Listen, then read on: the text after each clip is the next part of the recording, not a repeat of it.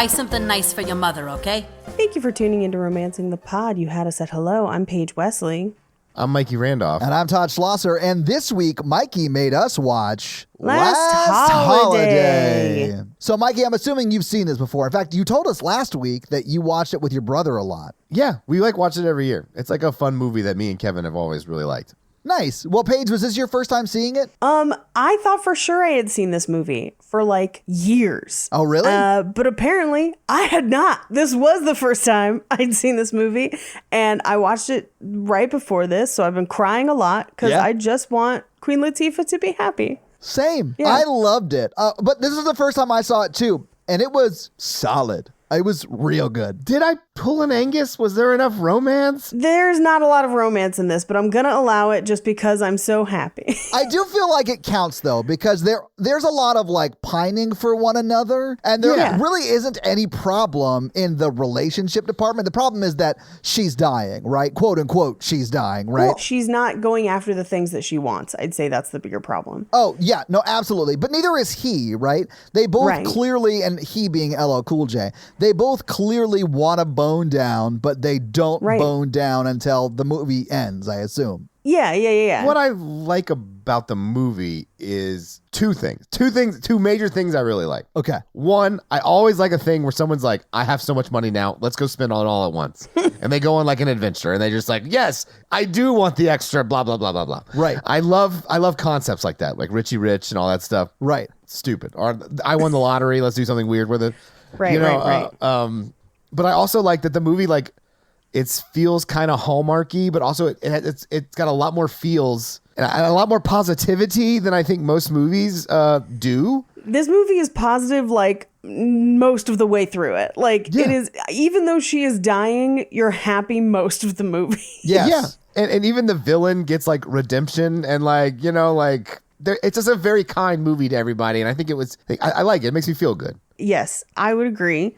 I have some fun facts about some of the money stuff. Yes, I'm so happy about that because I'm so happy you do too. $350,000 is a lot of money. When they said that that's how much the surgery would cost, to be like, oh shit, I understand why that might like cost you out of being able to live because we live in a late stage capitalism hellscape that like whatever, it's terrible. We all know that. To be fair, I was waiting for her to fall and get concussed in Europe and for them to take her to the hospital and for them to just do the operation because she's in Europe. I didn't think about that. That's a really good point. Yeah. Right? I didn't think about that at all, but I did think, how much did that vacation cost? And did she have most of that saved up? Like, it seemed like she could have afforded it. Maybe I should fucking spoil this right now. Okay. Don't ruin this movie for me. No. This is not going to ruin the movie for you. Okay, so good. I'll break it down. Okay. Now, we know that she had a bunch of money saved up. So Yes. she'd been saving money for a long time. We know that she's worked in cookware for 10 years. We don't know what she did before that. And we don't know how much in bonds her mom had left her. Right. It was her retirement fund, right? She cashed out her IRA as well, which, by the way, that retirement fund probably doesn't have much in it. I'll go into that after. And also, you'd lose a lot in penalties, right? If you take it up before you're retired or retirement age. Well, she would probably say, they can tax me come April. Well, yeah, but no, I'll go over that in a second because her savings is probably not funding the bulk of this vacation. It is probably the bonds that she cashed out. Which are nebulous. They never tell you how much that is. But they do make it work in the movie with like one line. And when I did the math, I was blown away. Okay, so if we consider that she was there for 3 weeks, let's say 3 weeks, because that's the number the movie kind of gives us for when she's going to die. Now, there's probably give or take a day or two on either side, but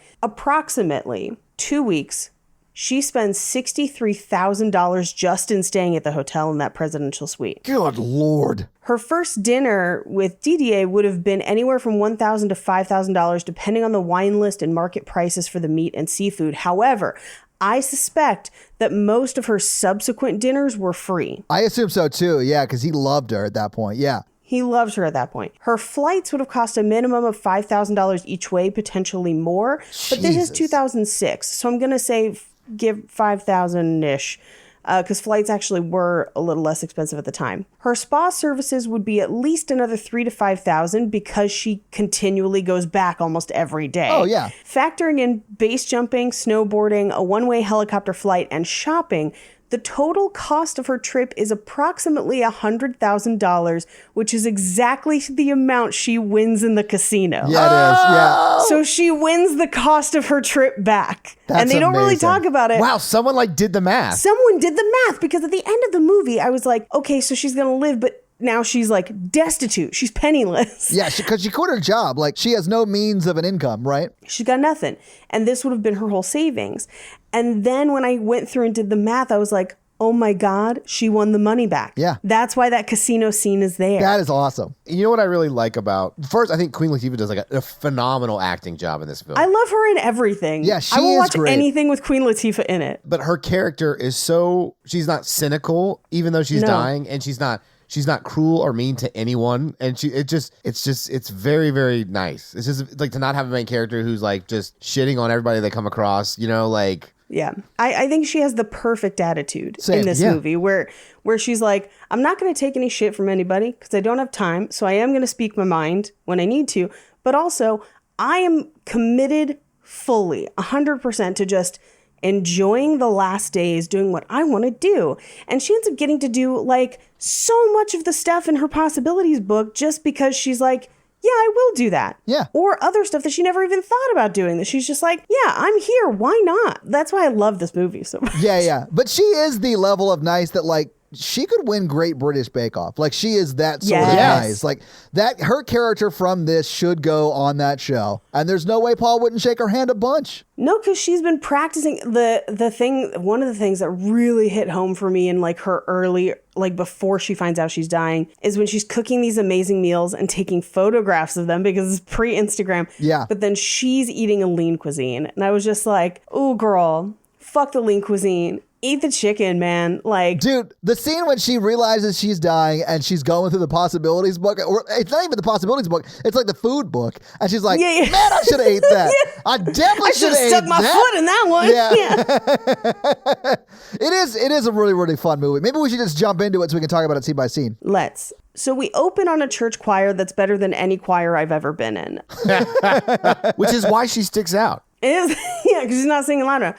So it's choir practice, and the choir director actually calls her out. He's like, you're not singing loud enough, you're not being enthusiastic enough. And he lets them know that their senator, their local senator, will be there that Sunday to talk about the community redevelopment project. He's their federal senator, though. He's the one in Washington, Yes. D.C. Yep. So, I mean, he is just from their state. What? Do you know what state they're in? Is it Alabama? Louisiana. Louisiana. That's right. Oh, that's Yeah, right. That's she's right, in that's New right. Orleans. So she goes to the local bodega. She's using coupons, grocery shopping. She passes a cemetery. She gets catcalled. She comes home. And this is the first place where we meet Darius, who lives next door with his grandfather. Yeah. I think they're just neighbors. I don't think they're related at all. Oh, but no. he is kind of in the mix with her sister's kids at the end. But I think it's just her neighbor. Yeah, I got the vibe that they were just neighbors and close because they were neighbors. Right. Because she's friendly, she probably cooks for him a lot. It seems like she cooks for him every night, and then he brings that food back for his granddad too. Yeah, because if you like cooking, it's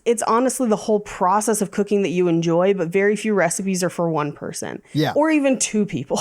I cook stuff and give it to friends all the time. Like, one of my best friends lives down the street and brought us gumbo last night, and we traded him jam for it. And like, underground food trading is one of my favorite parts of being a good cook. This is a bonkers new world I did not know existed, but Yeah, I need to dude. plug myself into the underground food trading scene. See, this is why the beginning of pandemic was a blast for me, because immediately all of my food friends were like, what do you have? What do you have? What do you have? And then we did like a pantry trade. So everybody had the stuff they needed to make the thing they were best at. Yeah. And then we would like make the thing we were best at and then trade it with each other. Perfect system. I love it. Communism. Who knew? As I was describing that, I was like, Paige, that is food socialism. Yeah. Anyway, so she gets home just in time to watch Emeril Lagasse, and he's making poulet chapoulis, which is basically, it's kind of like a coq au vin is what it looks like, with a savory bread pudding that goes along with it. Yeah, it's chicken you cook in a pan. Yeah, it's whatever. Yeah. It sounds amazing. It does, and it looks really good. And she's making it along with him. Like, that's the whole thing, Yeah. right? Yeah. My grandma used to do that sometimes, cook along with Emeril. She liked Emeril quite a bit. But this is also, if we compare this to Simply Irresistible, this is such a better food movie. Oh, yeah. Right, because the food exists and it looks good. And no one's having an orgasm while eating cream puffs or whatever. Oh, God. Like, let's go back. I think maybe we needed a little more Simply Irresistible, but not too much. This movie could benefit from a talking crab. And I don't think it could. And there were so many like things in this movie that when I was like looking closely at it as a food person, they got it right, that I was just like, bless this movie. Because this is one of the only movies I've ever seen about chefs and cooking. This is one of the only ones where people hold knives correctly. And I was just like, oh my God, they got it right. Cool. This movie actually did its research. Yeah. So she takes a picture of the food, puts it in a photo album, and then she eats lean cuisine, which is so sad. As like Darius across from her is like, this is amazing. And she's just like, like, thank you. So as she's kind of putting the photo album of the food away, he pulls it out and sees that not only is it pictures of food, but it's like pictures of places she wants to go. And then the last whole section are like fake wedding photos with like how to lose a guy in 10 days level Photoshop, aka cutout photos taped together. No, I think she cut the employee ID photo out. It was his employee of the month photo. Yeah. Right. And she's just kind of taped them together. And for a minute, I forgot that LL Cool J was in this movie. And I thought she was just like a super LL Cool J fan. And I was just like, man, believe in your dreams. So like, go for it. Yeah, aim high. Yeah. And it's the book of possibilities. And she's like, it's just things I'm interested in. It's just an idea. And she does admit that that's a real guy, that his name is Sean, and they work together. But she asks Darius not to say anything to anybody, but like the first chance he gets, he says it directly to Sean's face. Yeah, like when Sean's on the porch. Yeah. Yes. Later in the movie. Absolutely. I love that. You can't tell a kid a secret. They're definitely going to tell everybody they know. Everybody. Yeah. So we cut to her job the next day, and she's going to work, and he works at the department like right below her department. So they're like passing him on the escalator.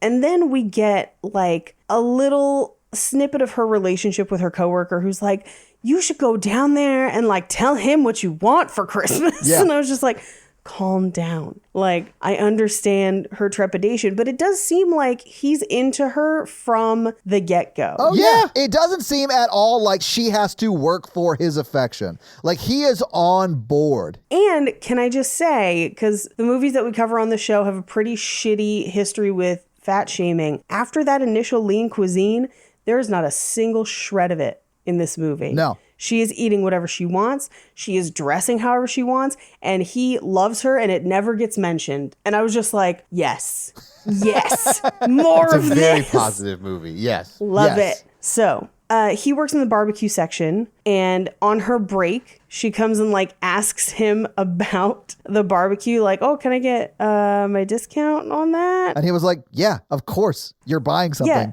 You get your employee discount. And I love how he's like, didn't you buy a grill for me like a week ago? And she's like, it was a hibachi grill. It's for traveling. Yeah. And when he looks in her house, she has multiple barbecues and grills in that house. Yes. And when he goes to her porch, he sees that grill and it's like chained up to the porch. Yeah.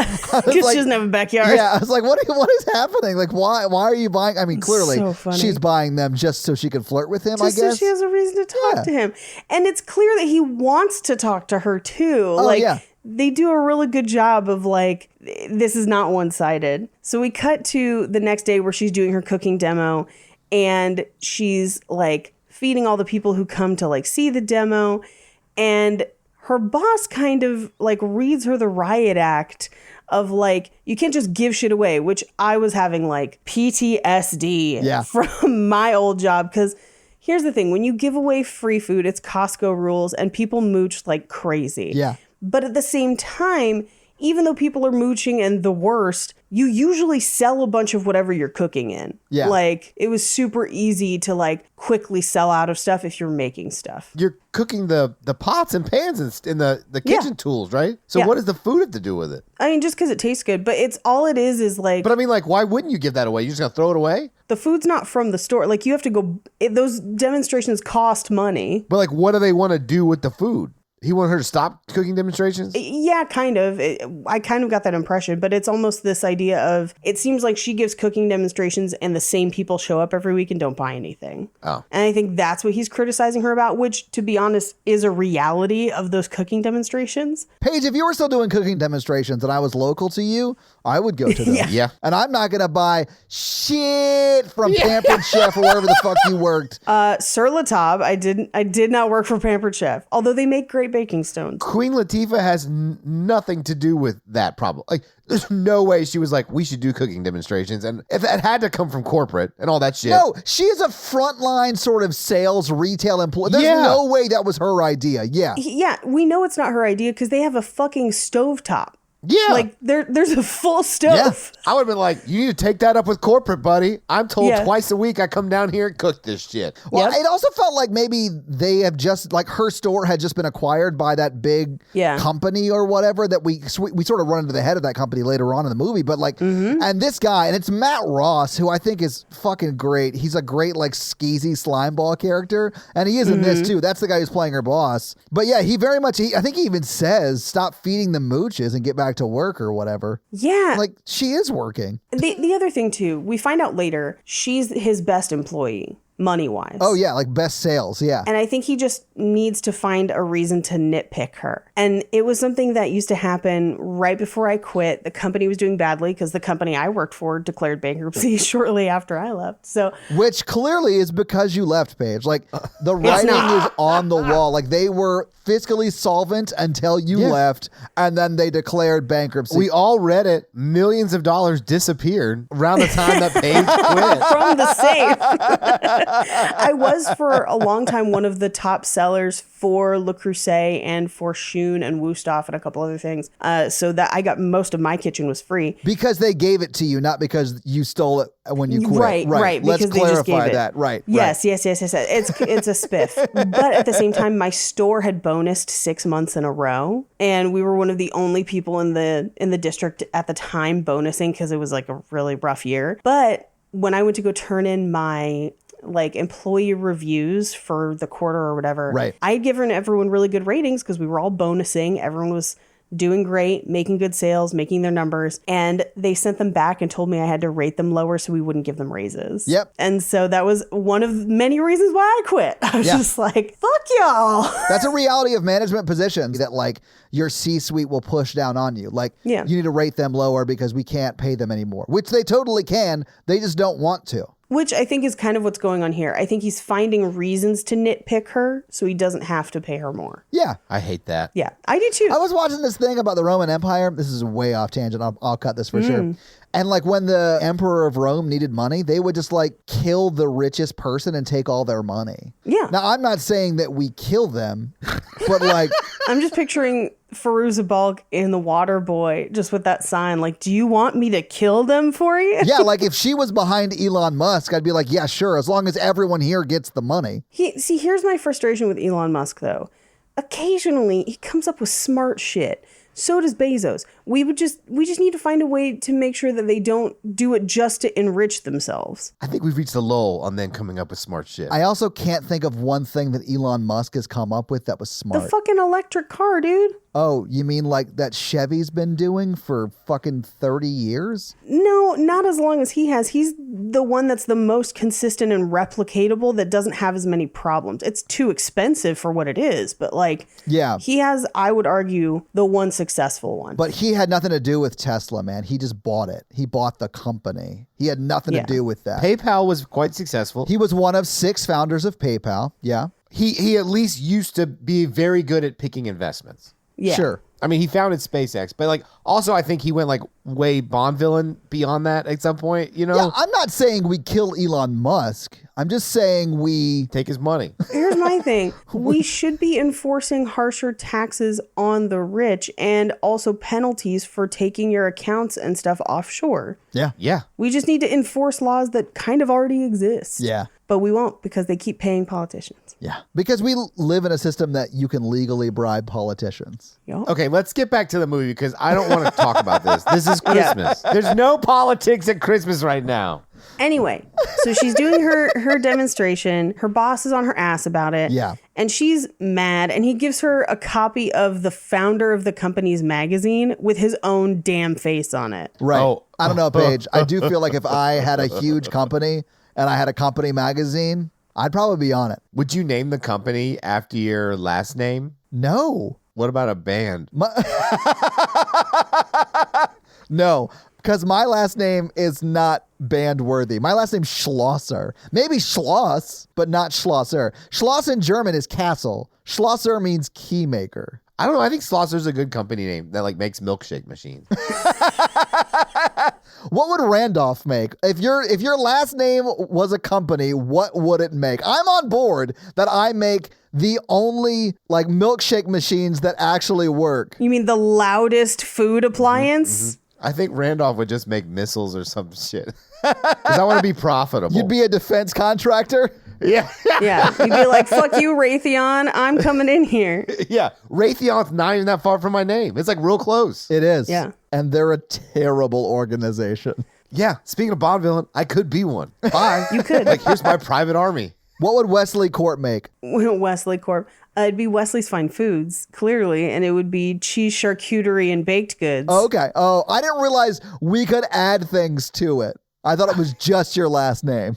I feel like I got boxed into a corner because mine was just my last name. I feel like if I just put the name Wesley on a fancy Irish cheese, people would like, yeah, that seems like a good cheese. Honestly, I would get that. I would buy that cheese. Yeah. I think you would make something that throws something or like, you know, something like that and be like Slossers, Tossers. I liked Milkshake Machine because they're loud as fuck. Yeah. But we like them and tolerate them because they bring us good things. Yeah. When they get done mixing, they say, "Hey, everybody, I'm Todd." Hey, everybody, it's mint chocolate chip. Yeah. What milkshake did you choose today? Vanilla. Oh, vanilla milkshake? Anyway, so she throws the magazine away, and then LL Cool J comes up and is just like, I can smell this from downstairs. It smells like my mama's house. And she was just like, oh, here, you should try some. And he's just like, oh my God, it's incredible. And he asks her, like, where'd you become a chef? And she's like, oh, I'm not. It's just a hobby. It's something I like doing. And he's like, well, are you going to become a chef? And she's like, I don't know, someday maybe. And then he starts to ask her out. Yeah. He very clearly is like about to ask her out. And then Yes. she gives herself a goddamn concussion. Stupid cabinet concussion. And he carries her unconscious to the clinic in the store. Right? Which is wild, right? That they have like a medical clinic in the store. Yes and no. So I didn't work in a big department store, but one of my friends did. And big department stores, like your really, really big ones, they do have at least a first aid center with usually a nurse or somebody on staff. But this dude's like, he's not a nurse. He's a doctor. There shouldn't be like an MRI machine CAT there, scan though. Like, machine, that's yeah. crazy. Welcome to Sears Primary Care. You're having a CAT scan with Macy's. Like that. That's the dystopian future we're in. Find everything you need for your holidays. X-rays, CAT scans, and MRIs. Here with us at Macy's. Yeah, I've been hearing a lot of Macy's commercial recently. You're like, JCPenney, we take care of all your orthopedic needs. Like that. Yes. I love it. Knee bothering you? Come up to the third floor. Amputation. Half off on all prosthetics for our Jingle All the Way. Like, Another great product at Slossers. Schlossco. delivering a baby? Find a kettle, towels, and hot water in our home goods section. Like, horrifying dystopian future. Anyway, they do explain that the MRI machine that they have, or the CT scan machine that they have, is used. Right. He's like, it's new to us. It's used. Yeah, it's new to us. Yeah. Need a new CT scanner? Find it at Macy's. But apparently Macy's has a sale on used CT scanners. So we do get a pretty fun concussion dream sequence where Marvin Gaye is playing and LL Cool J is licking his lips. His hat is like a shark's fin. It's all happening. Who you gonna trust? Come on. Yeah, my hat is like a shark's fin. Oh my God. That movie is one of my favorites that we've ever done. But she comes back to her senses. They take her in for a scan, and her boss is trying to argue for them not to. And literally the only thing that stops him from like winning that argument is the doctor being like, do you want a huge workman's comp payout? And he's like, oh no, go ahead, take her, fine. But she really shouldn't have got that CT scan there. So like ultimately he was right, but he's terrible. See, here's what I'm wondering. Do you think if she hadn't gotten that scan, if she didn't think she was going to die, and he asked her out, do you think she would go? I do think she would go, yeah. I think she might have gone, yeah. Because when he asked her out to the game that's like 3 weeks away, the only thing that's stopping her is like her impending death and the fact that she is already planning on leaving the country, right? And also, let's unpack this workplace romance. Right. Yes. Those are tickets. And I would like to posit here that they have talked many times because he seems to really like her. Yes. And she seems to really like him. Yes. So, I mean, he was pretty much like, she's going to say yes. I think she would have said yes. I think it would have happened. I mean, I do think that they're just two shy people that work together and neither has built up the courage to ask the other one out. But I do feel like clearly he was like planning on making a gesture of, hey, let's go out. And he planned something that he thought that they would enjoy doing together, which makes sense. Yeah. My question was, because she doesn't see the tickets until after she thinks she's going to die. My question is, before she thinks she's going to die, does she have the self-esteem to say yes? I think she does. I don't think she has a lack of self-esteem. I think she's just shy. I think she would have said no, oddly Really? enough. Yep. Oh, man. Because that's why she denies herself good things in her life. We see that. That's true. Yeah. Because in her mind, she's not ready for them. I mean, maybe you're right. I honestly don't know. You might be right. Yeah, that's fair. I didn't think about it like that. I would hope that she would, like, say yes and just ride LL Cool J in the sunset. I mean, don't get me wrong. If Queen Latifah wants to ride LL Cool J into the sunset, may he smang in peace. I want that for her. I really do. But I do think that's something I really liked about the character is part of her arc is believing she is worthy of good things from herself, regardless of anybody else. She is worthy of giving herself good things. And I feel like early in the movie, she does not believe that yet. And I think she would have said no. I mean, that's fair. I think also the movie kind of puts it this way too, because like he asks her to that game. He's clearly asking her out, which means he would want to go out with her whenever. It's not like just on that day. So I feel like if she was in it and was going to say yes, she would have been like, I'm not going to make it to that game, but let's go to dinner. Yeah, I thought about that too. Like, because I was like, well, I mean, yeah, sure, you're going to be quote unquote dead by the time that game happens, but you've got all the time until then, and you could say, hey, maybe we go to dinner. But 3-week relationship, sign me up. But Mikey, instead of doing what you do so well, she takes a European vacation, which I think that's why she didn't say, let's grab dinner. In my mind, it was because she knew she was going to go on vacation. She was like, I'm leaving tonight or like the next day or whatever. She should have been like, hey, I'm going on vacation for 3 weeks. Do you want to come? I'll pay. Or I'm going on vacation for 3 weeks. Do you want to come back to my place and fuck before I leave? Like, these are all options that she clearly didn't say, but like, she could have. That's a lot of news. That's a lot of news to unpack in like one day. That's true. You're right. A lot of news to unpack, and she hasn't booked the European trip yet because like she has to go get the money. She goes in to quit, but she hasn't quite decided. She hasn't done the money. Okay. So she doesn't necessarily know that she's leaving. Right. But I'm with you. It would have been like, hey, LL Cool J, what that dick do? Yeah. Like, let's find out. Yeah. And then being like, okay, I'm going to go to Prague. You can come if you want. It's up to you. Depends on how good that dick do, right? But I really like that relationship is not the definition of what makes her happy. I like that she has things in her life, hobbies, interests, things that she wants to do. And that's what she does. And it's nice that he ends up with her and comes along, but her story stands on its own. I think so too. I think you could take LL Cool J out of this movie and it's not a rom-com, but I still like the movie. Yeah, same. She's also very, very empathetic to everyone around her. She is. So she might not want to sleep with him because she doesn't want to hurt him by dying, because she probably knows. I mean, like, I mean, has she never seen, what's that movie? A Walk to Remember? Yes, that's exactly the one I was thinking of. I know, Paige. I know. I cannot wait for us to do that movie. Just put on some Switchfoot and make it happen, baby. Let's but it should have been called A Cock to Remember. Am I right? Don't talk about Shane West like that. Yeah, so she may not want to hurt him. She just seems like a kind of person who I can relate to this, overly emphasizes other people's needs and not her own. So she might justify it like, oh, I can't be with him because it would hurt him in the long run. I've got to get out of here. Wait, Mikey, have you ever ghosted somebody because you were like, they should be with someone better than me? I think we've defined it. We've defined what this is. It's called werewolfing, and it's after a month, I will hurt them. So I have to go. Okay, I forgot about the werewolfing. We've talked about that. That is canon. Although I'm pretty sure that's Horror Virgin, but yeah, that is Horror Virgin. So, do you guys see my new bookshelf? Like stuff's appearing behind me. I've been working on this room. That is very nice. So she finds out that she has Lampington's disease, and we kind of skippitied past this in our last conversation.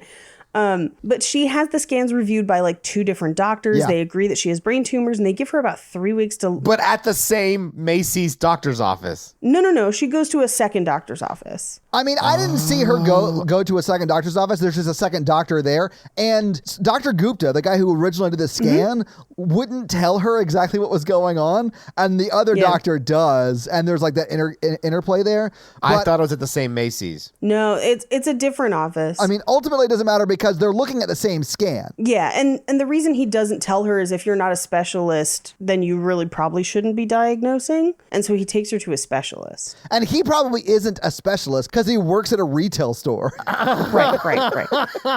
So they tell her that her only possibility would be to go see her HMO provider, basically her insurance company, to see if they will pay for the operation. And they're like, no. Of course they Hard won't. pass. Right. Do not collect $2,000. Do not pass go. You're going to die in 3 weeks. Right. And she's like, well, what if I paid for it myself? And they're like, well, it's $340,000 without anesthesia, and you're going to want that. Yeah, normally when you have brain surgery, you don't want to be awake for it. No. Well, sometimes you're awake. You just also have localized anesthesia. Well, yeah. They actually don't really do many wake-up tests anymore unless it's a very specific type of surgery. They used to do it for any sort of like neurosurgical spine surgery. Yeah. But now they can do it. They can test motor skills other ways while you're still asleep. So they do that now. So she goes home and goes through her album of possibilities. And this is where she's like going through everything and is like mad that she didn't try it and didn't eat it. And I kind of love it. I should have eaten that. Oh, I definitely should have eaten that. I wanted her to turn to the page with her and LL Cool J and been like, I should have fucked that. Or I definitely should have eaten that. Gobbled it down. So her sister calls to ask if she can watch the kids for Christmas. She tells her she can't. And we find out that it's because her sister is going to follow her dreams of moving to Nashville to become a black country singer. Yeah. Which sounds preposterous to Queen Latifah, but that's only because Darius Rucker hadn't happened yet. He hadn't done it yet. Yeah. Darius Rucker had to walk so this lady could run. That's absolutely true. Yeah. And this lady had to run so Lil Nas X could grace us with his wonderful presence. Wait, what year was this movie made? 2006. Yeah, 2006. So actually, Darius Rucker He was still in Hootie and the Blowfish. Only barely, though. Well, yeah, but they were he was about to start his country career, like right after. Yeah, it was more like Hootie and a handfish. It was like, I'm sorry. That's fine. What? Because it wasn't a blowfish. Nobody wants a handfish. You and me, I'm so glad that you got suck that on joke. different dicks. Yeah. You like to handy me when I want to have your licks. No, I'm sorry. I'm so glad you got that. It was such like a weird concept. Darius Rucker started his country career in 2008, so it was shortly after this movie came out. Yes. So she hangs up. She can't watch the kids. We cut to the next day. She goes to work. She meets up with her little work friend, and she's like, "What are you gonna do?" And she's just like, "I'm taking your advice. I don't have time. Life is too short. I'm gonna do what I'm gonna do." She goes into the boss's office. Yeah. And he is a total asshole. He's like on the phone. He's ignoring her. My favorite is he answers the phone and just says, "Move the potato peelers or I'll shove them down your throat." I love that, like, he is listening to that book on tape when she's like knocking on the door. She comes in and he's like, "I can't believe you didn't knock. How rude." And she's just like, whatever, man. And then she does take the phone after he takes the call and breaks it with her shoe. And I was like, hell yeah, Queen Latifah. Yes, don't take no shit. And he's like, "That's a $400 phone." And I was just like, whatever. And I was like, oh, that's right. Phones used to only be. This is an $1,800 phone. I know. When he said it was a $400 phone, I was like, oh, those were the days. I know. But also, like, I couldn't watch HBO Go on my phone. So like it's a trade-off, right? Right. Yeah, Exactly. I get it. It's fine. Anyway, so he tries to force her to listen to the book on tape, which I was just like, oh, fucking self-help from rich people. I can't. What is it? Handsome, Rich, and Young is the name of the book or whatever? Which he also is. He is only two of those. Nope. Only one of those things. Yeah, he's rich. I mean, I could say he probably is handsome. He is a type at least. Not her boss, the guy who owns the company, right?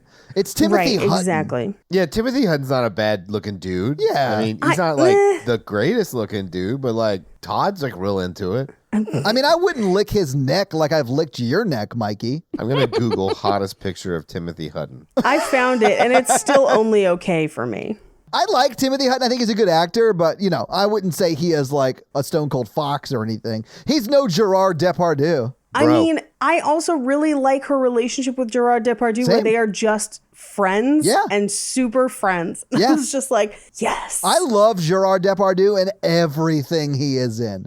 He is one of my favorite, like, French actors who's like transcended just their cinema. Yes, name 3 others. Yeah, exactly.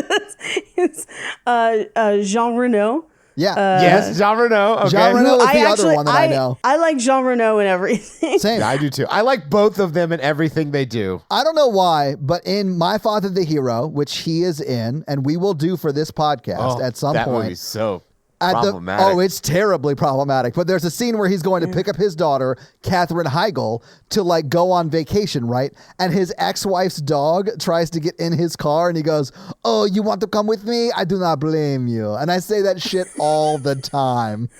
I just remember him in Man in the Iron Mask. I love him in that movie. Where he's just like constantly drunk and stumbling and pissing everywhere. Yeah. He didn't even know he was playing Porthos. He was like, I was in a movie? Yeah. Anyway, so she turns off the self-help book, breaks the CD, and quits. And he's like, you can't quit. Your department has the highest profit record. And she's like, why didn't you tell me this before? And he's like, because you would have asked for more money. And she's just like, yeah, fucking buy. And he's like, 50 cents more an hour, 75 cents. And then over the loudspeaker of the store, he's like, $1.50 an hour. I loved that. She's out. She's leaving. She doesn't care. She's gone. She's like, I got bonds, bitch. I'm out. Yeah. Bonds. Bank bonds. Cha-ching-ching. Yeah, absolutely. LL Cool J chases her out. And this is where he asks her to go to the game. And she's like, I really want to, but I can't. And at this point, I was like, dude, just fucking ask him to dinner. Like, you can do it. He's right there. He clearly wants to be with you. I 100% think it plays where she's like, I don't want you to get too close. I'm going to hurt you. Yeah. Maybe I just relate to it like that. But she should have been like, I'm just one rapper standing in front of another rapper, asking that rapper to unwrap her. Oh my God. They should have had sex on like a pile of wrapping paper because it's a Christmas movie and they're both rappers. Do you think she originally in the screenplay was someone who wraps gifts and they were like, that's 2 on the nose? Actually, no, I have a lot of notes about the original screenplay, which was written for a man, not a woman. Really? Wow. We'll go I over love in that fun fact. We'll get there. facts. Let's table it. Table it. But yeah, so he asked her to go to this, I forget what team it was, but a Hornets game. the Hornets game, right? And she's like, no, I can't. Thank you, though. I'm out. Right.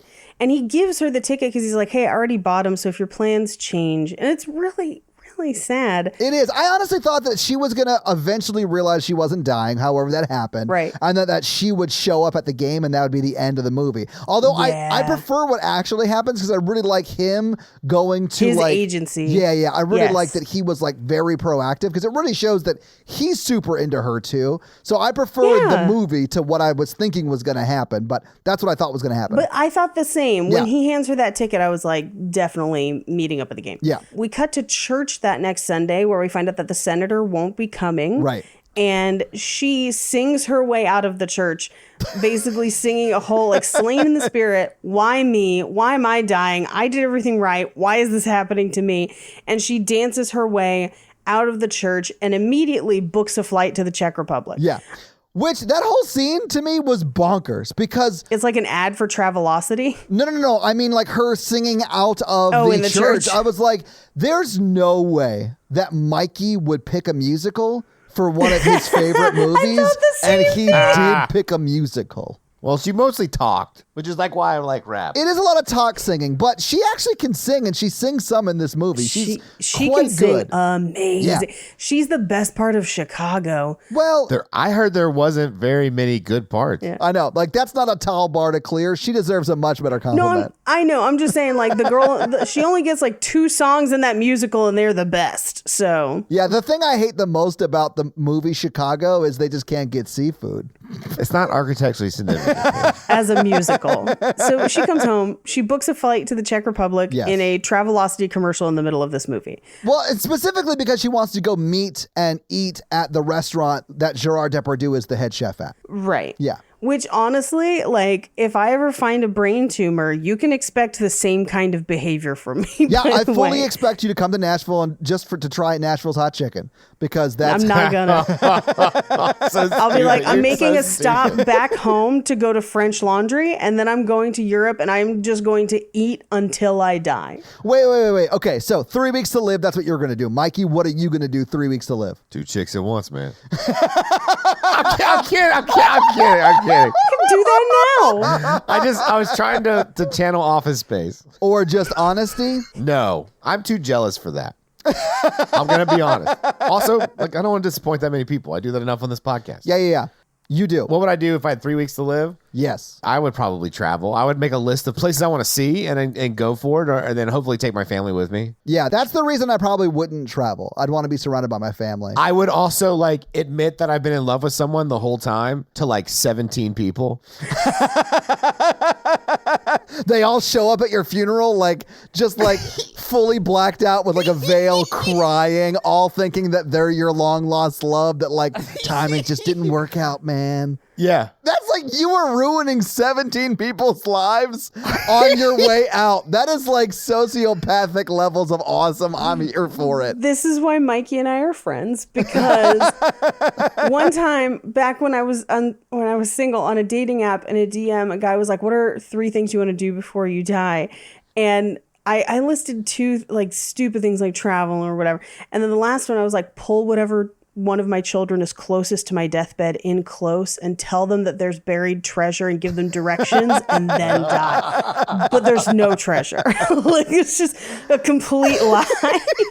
I would want to take my family with me, but I will say, and I think it's the message of this movie, controversial statement, don't wait till you only have 3 weeks. Right. No, that is the point of the movie. Absolutely. Start it is. checking those things off the list Yeah. now, which is why my parents, my sister and her boyfriend, and then Jake and I are all going to Germany next winter, is to see Christmas markets. That's the whole reason we're going. And Mikey and I you've talked will me be into going it. I'm with gonna it. go. Yeah. Yeah. So we're gonna go with you. I'm assuming your dad's gonna pay because we're members of the family. Like, he bought us popcorn for this Christmas. I don't see any reason That's why he wouldn't true. take us to How Germany was next it? Christmas. Wait, he bought us popcorn? Mikey, he sent it to me, so I'm not 100% sure if you're going to get something for Christmas, but clearly one of us is the favorite and/or lives closer to the P.O. box. It's for both of you. That's why I went to the P.O. box. Did it come in 2 separate packages? You know what, Mikey? It did, and they were both delicious. It was like, and now none of them are left. No. I haven't opened either box because I wanted to do it on a Horror Virgin bonus episode. So we Saturday? could like, Yes. So we could like, because we got a bunch of other mail too we got to go through. So we'll do that on a Nice. bonus episode. Do you want me to come over? No. Oh, okay. Mikey, me liking you is an act for the podcast. That checks out. No, I don't want you to come over because my dog Pupcake will bark incessantly and we won't be able to like actually record anything. All right. What were we talking about? We're talking about what would we do if we died. So if it was me, I would just want to spend time with my family and like my loved ones, my quote unquote loved ones. So like some of my actual family and my close friend circle. Like, Mikey, you'd be invited. I want to see the Northern Lights. I want to hunt a human being. I want to eat a tomahawk steak. You've never had a tomahawk steak? Neither have I. No. I'd love to have a tomahawk steak too. There's a place that does them here. There's a bunch of places here. I'm always just like, $150. What I would do is I would use all of my life savings to start a Brazilian style steakhouse. Okay. Not tell That does Mikey. people. And then when he learns about it, I'd close it down before he could come. God dang you. I want to cut off my own arm and eat it. Oh, I knew that was going to be part of it, Mikey. And have children. Mikey, would you want to have kids if you were going out? Like, if you knew you had 3 months to live, would you like just be trying to impregnate as many women who were like on board with that as possible? All 17 of them.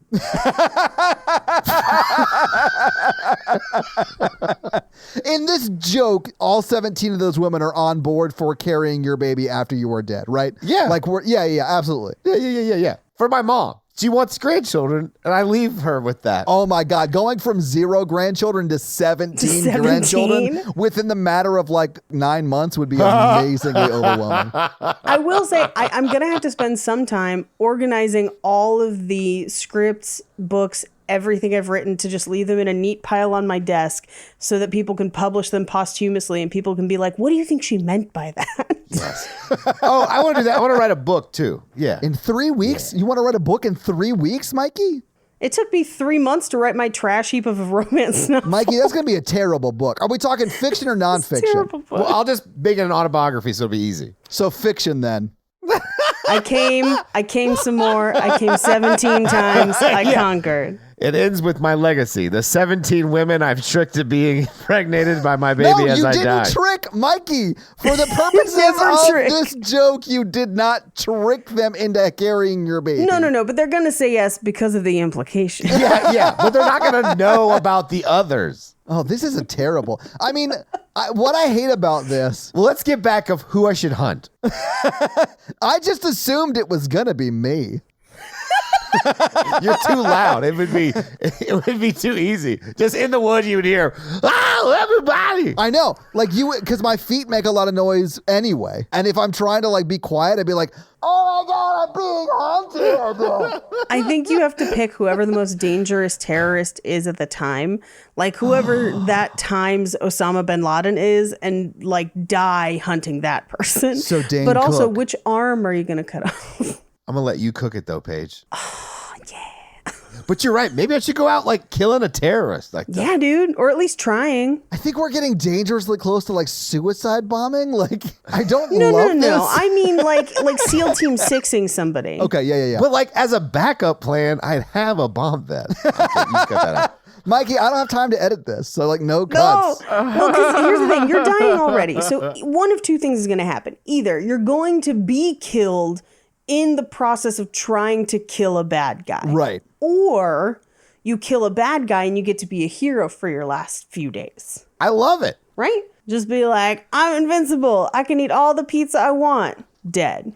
Great way to go out. I also feel like I can eat all the pizza I want is just in and of itself its own reward. This is true. Yeah, I don't need to hunt a terrorist to eat all the pizza I want. Pizza Hut exists. No, I just need to hunt a hut, a Pizza Hut. Pizza Hunt? Yes. Pizza Hut. That's where you order a pizza and then hunt the delivery driver. No. I don't want it to be a terrorist. I want it to be something like a prolific serial killer, and I get to like track them. Oh my God, Mikey, I love this idea. Just let them like set Erons free in a field and you go after him. Well, I thought the whole thing was that like he had to like detective his way to figure out who it is.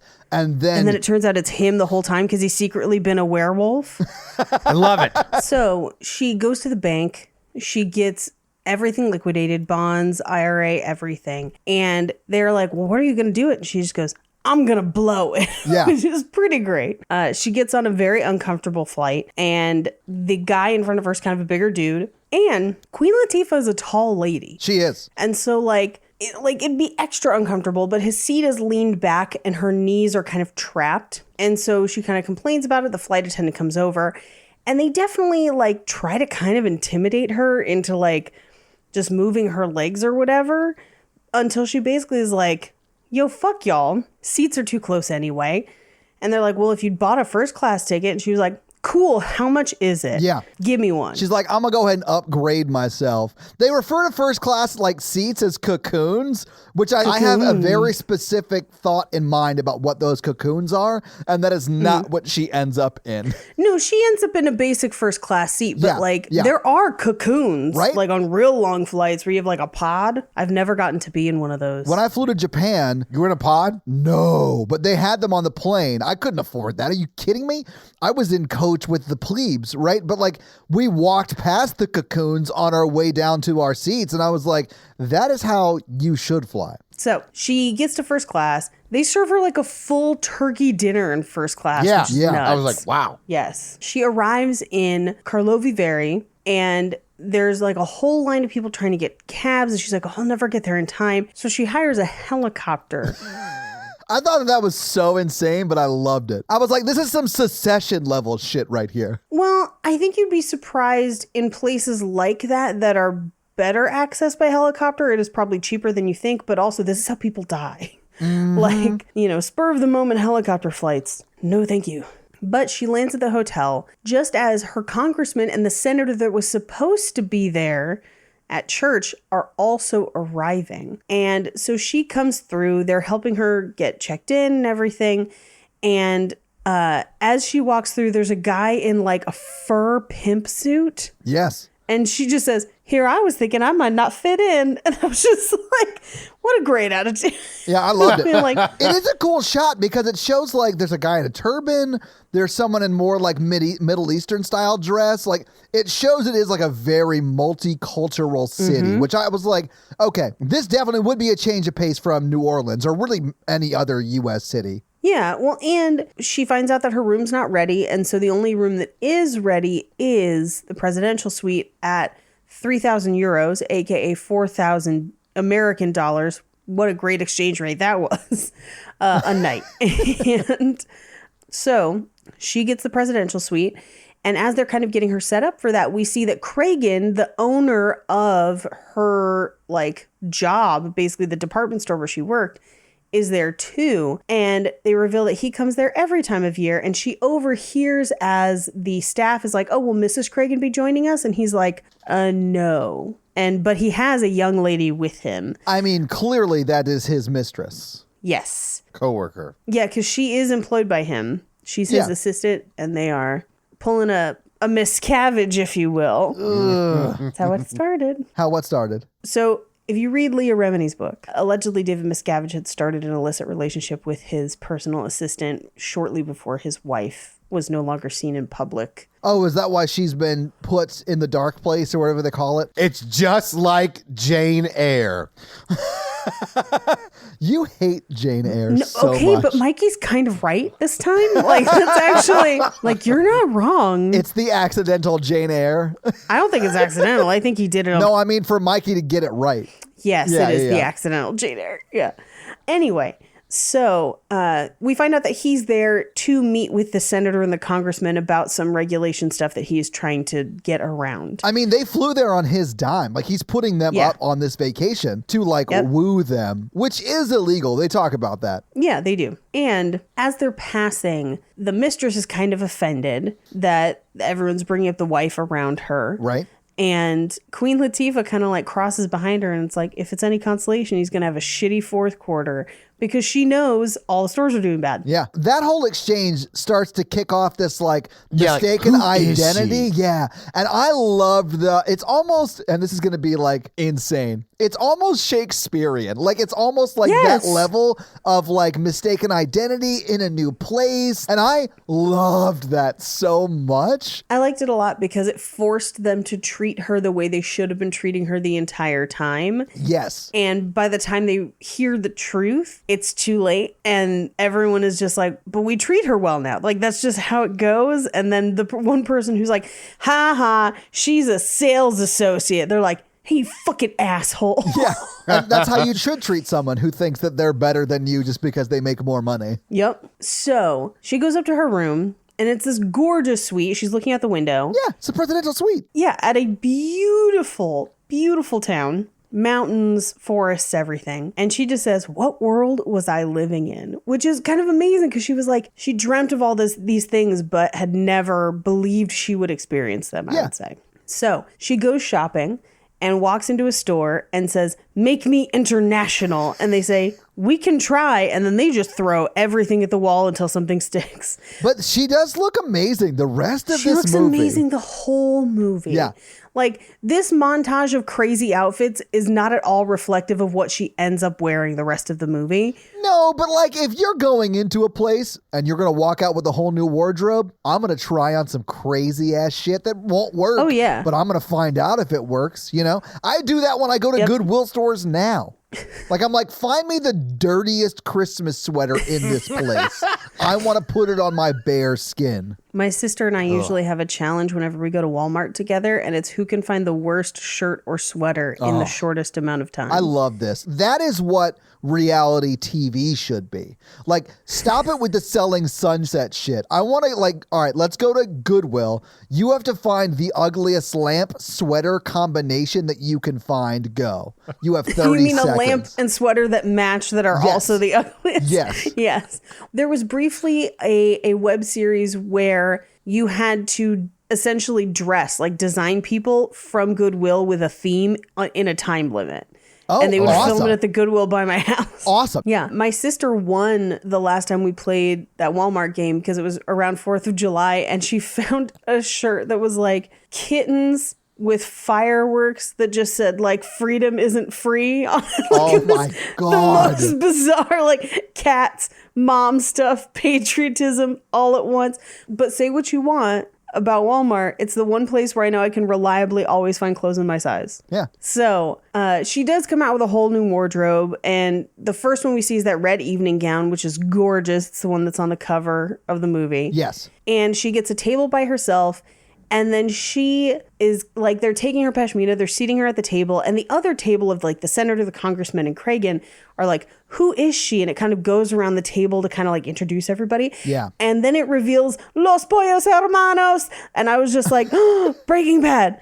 He's the senator. Yes. Oh no, he's dealing meth. And in my mind, he was just the same character the whole time that he was on Breaking Bad. Yeah, I mean, he's pretty much the same character. It's a way more fun story when you're like, he's secretly running meth through a laundry service. Like, that makes it better for me.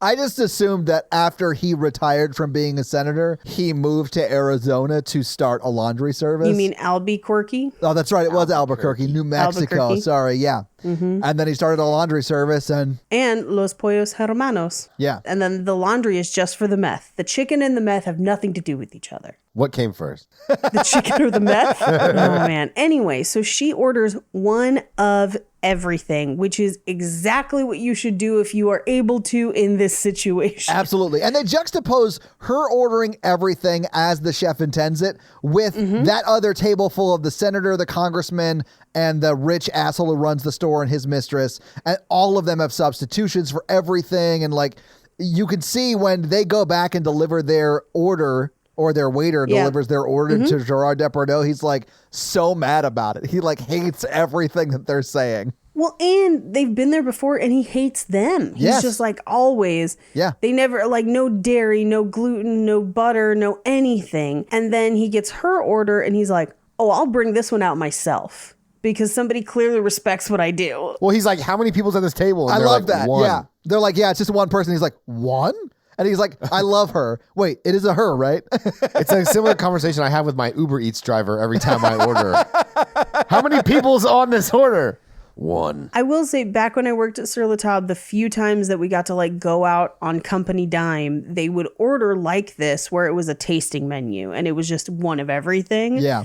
And it is super fun. Highly recommend.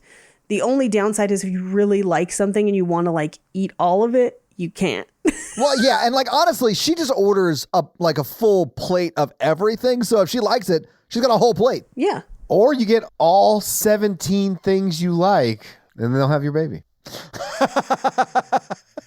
Mikey is caught up on the number 17 and getting people pregnant.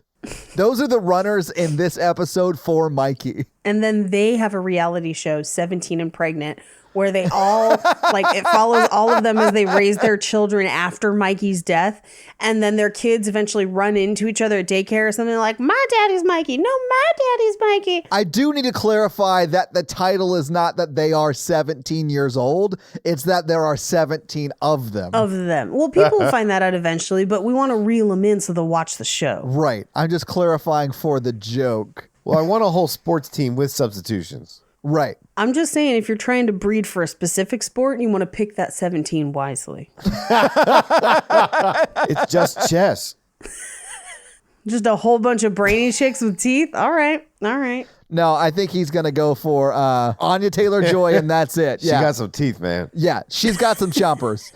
I'm telling you, it made me laugh so hard, and like no one else has laughed as hard as me. But when Trixie Mattel on Thanksgiving tweeted out, I'm Onion Taylor-Joy, I lost my mind, and it's not getting the respect it deserves. Anyway, so the table of congressmen or whatever want to meet the chef because one of their wives likes his cookbooks. And he comes out and talks to Queen Latifah first, and they're like trying to wave him over. And he's like, yeah, I'll be there in a second. I did love that. He's just like, whatever, I'll come over there in a second because I have to. Right. I'm going to talk to this bright joy of life here because she ordered everything off the menu without changing shit. Right. And she had a refined palate where she could taste the use of rendered pork fat, which, by the way, I also use rendered pork fat in a lot of stuff. It's delicious. Damn it, Paige. Why don't you live closer? Anyway, so he eventually goes over to their table and it's not as fun, but he clearly has immediately kind of struck up a rapport with Queen Latifah's character. I feel like he immediately loves her. Like, not like romantic love, but like he loves her from Jump Street. And I love that about his character. Yep. He appreciates her enthusiasm for food. Yes. And everyone at the kind of senator, congressman table is confused they're like, who is she? Because she's American. So like, if she has enough money to be here, we should know who she is, right? Right. Like the ultra wealthy circles are not that big, right?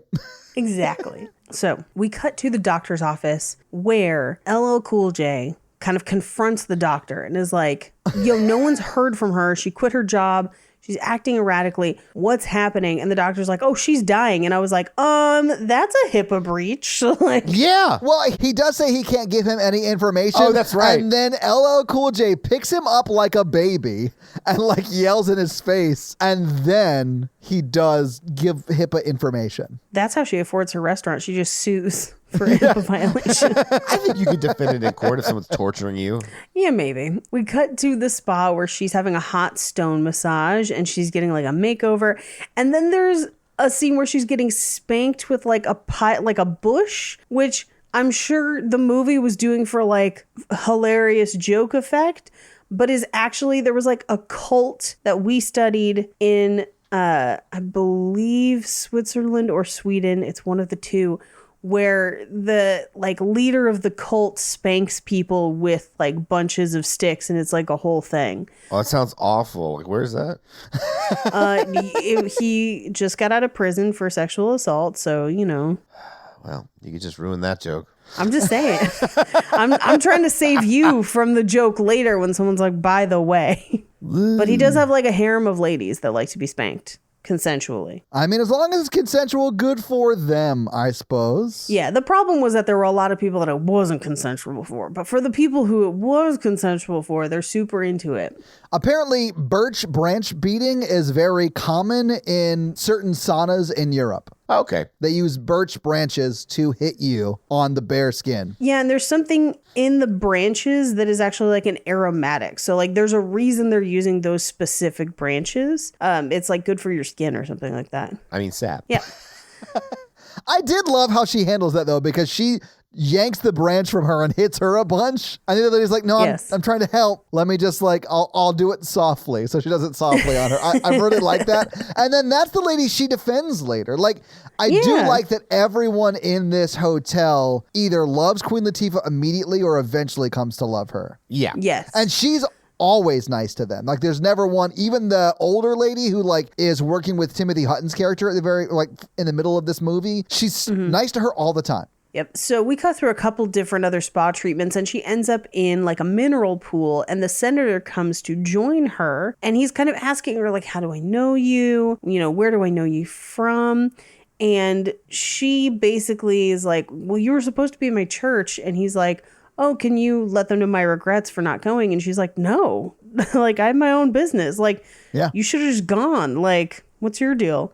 Anyway, so she ends up in the elevator with Timothy Hutton and his mistress. They're like making out. And she like butts her way in. Not even really butts her way in. She just walks on the elevator. Like the doors are open. She doesn't even like stop it from closing. Yeah. She just walks in. Yeah. And they try to introduce themselves and she's like, no, I know who you are. You're the man for whom enough is never enough. Yes. Basically like you're greedy. Right. And she gets off the elevator and they're basically like, who is she? Like, what is she? Is she from like a watchdog organization? Like, what is it? Yeah, it sort of comes out that like Timothy Hutton is there to like have the senator and the congressman approve a merger of some sort. I'm not quite sure they go into exactly what the merger is, but whatever. And it's in this elevator scene that they come up with the idea that Queen Latifah works for like a watchdog organization and is trying to put the kibosh on the merger. Although she never says anything about it, like that is clearly not what she's doing there, but that's what they think. Right. So we cut to Queen Latifah's room where she is enjoying the nice hotel bed and she's talking to Fräulein Gunther, the floor valet. And she basically orders a bunch of other spa services and then orders a colon irrigation treatment for Frau Gunther. Which is so funny. Yeah. I love that. And she's like, that's my gift to you. Think of me when you're having it. Yeah. And that's probably the rudest Queen Latifah is to somebody. Yes. She buys them a service at a spa. We cut to the next day where she's having snowboarding lessons and she's trying to snowboard, but she ends up on one of the really, really tough runs. Yeah, a black diamond. Where all of the governor and everybody is. It's so stupid, but so fun. It is really dumb because she would have fallen in like 2 seconds, but she goes the entire run, part of it while she's on the front of Timothy Hutton's skis. No, okay, we've got to unpack the senator, who I guess was going to try to murder her for going fast down the mountain. Wait, the senator wasn't trying to murder her. No, I mean Timothy Hutton.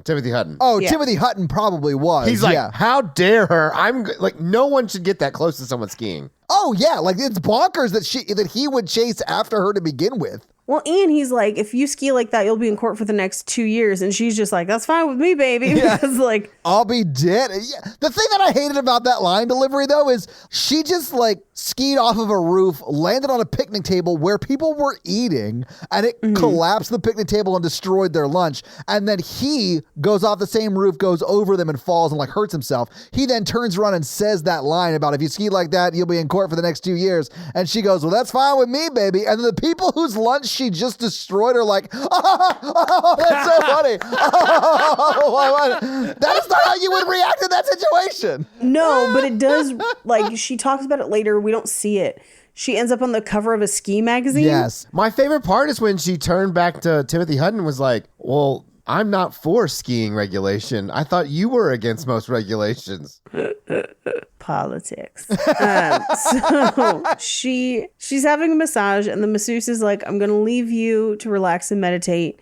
And as she's doing it, we overhear the mistress having a massage. Yes. And being a total bitch to her massage therapist. And so Queen Latifah comes over and is like, hey, you don't talk to people like that. These are working people. Yeah, these are working people. She implies that the reason that she has a big knot in her neck is from going down on Cragen all the time. I thought it was so funny. Which I'm like, hey, you know what? That doesn't make her a bad person. No. She needs to have boundaries. Sometimes you don't have to do what someone else wants to do to the detriment of your own health and mental health. I'm just saying that sometimes people like to go down on people a lot and it's not a problem. The problem is more the stress of supporting an affair that she is feeling. Yeah. Yeah. But my favorite is they end up talking and relaxing with cucumbers over their eyes and then Queen Latifah just slowly eats the cucumbers. I love when she like takes the full cucumbers off of her eyes, takes a bite and then puts them under her eyes. So they're like a semicircle under her eye. I was like, there is nothing that Queen Latifah has done or could do in this movie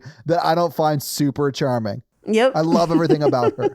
And I love that she befriends the mistress. Like, it would be very easy to code the mistress as just a straight up bad person in this movie, and they don't do that. This movie does a really good job of like empathetic active listening and stuff. Because she just basically reflects the feelings that the mistress is feeling and like builds a bond very quickly. Yeah. Yeah, and basically is very honest with her of like, hey, he's not going to leave his wife for you. Like, I know that's what you're thinking, but that's not the reality, and you have to kind of decide things for yourself. It's a very, very harsh reality in those situations. Yeah. I mean, because it always feels like they're going to leave their spouse, and they never do. Yep. They will just tell you whatever they need to tell you to get you to do what they want you to do, and then they are never going to leave their spouse. It's terrible. Yep. So we cut to the mistress is reporting back to the senator, and he's like, hey, she's just here enjoying herself. And she's like, but she did say that you're going to have a shitty fourth quarter. Yeah.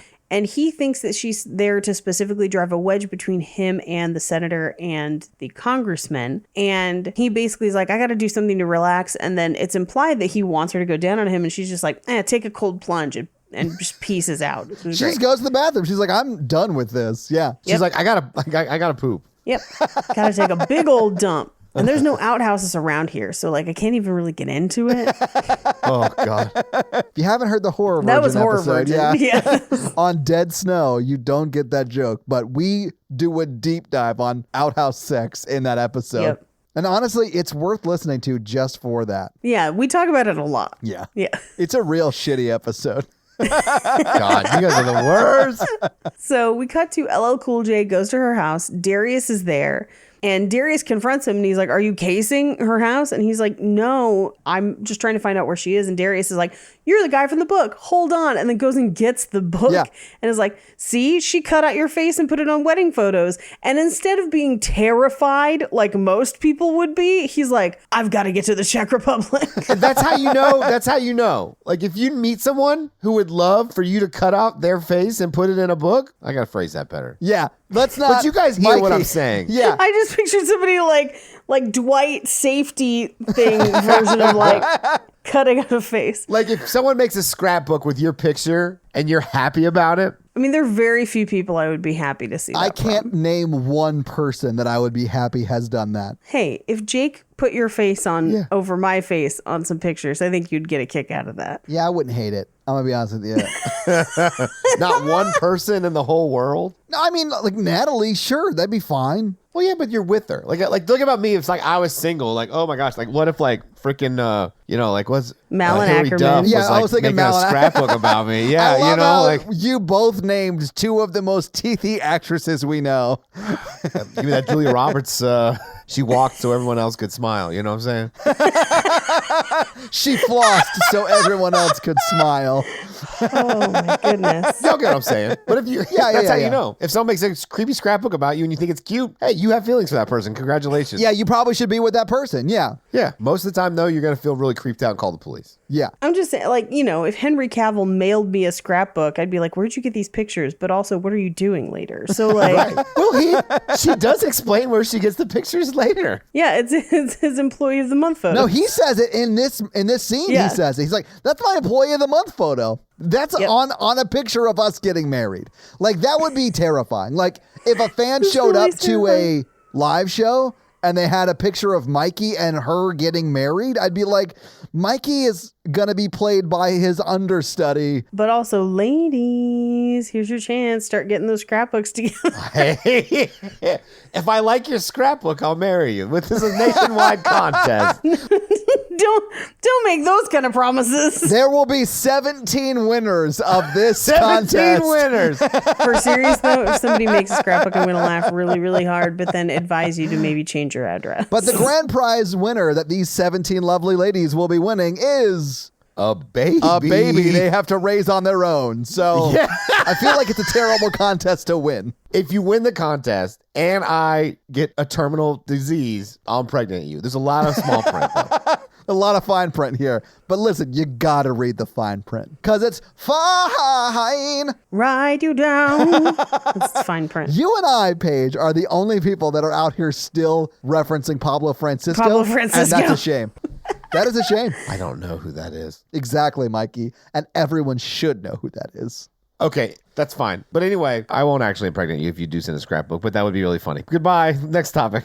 All right.